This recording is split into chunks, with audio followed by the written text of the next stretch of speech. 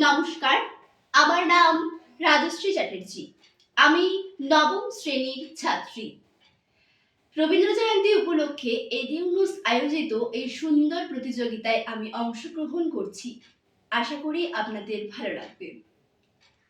আমার আজকের নিবেদন বিশ্বকবি রবীন্দ্রনাথ ঠাকুরের লেখা কবিতা প্রশ্ন।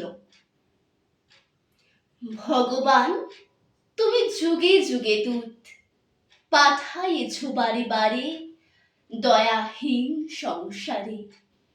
তারা বলে গেল ক্ষমা করো সবে, বলে গেল ভালোবাসো, অন্তর হতে বিদ্বেষ বিষ্ণাস। বরণীয় তারা, স্মরণীয় তারা, তবুও বাহির দ্বারে আজ দুর্দিনে ফিরানু তাদের ব্যর্থ নমস্কারে।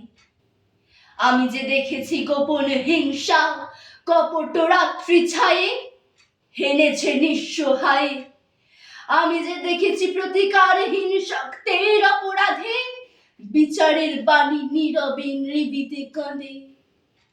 আমি যে দেখিনু তরুণ বালক উন্মাদ হয়ে ছুটে কি যন্ত্রণায় মরেছে পাথরে নিষ্ফল মাথা কুটে।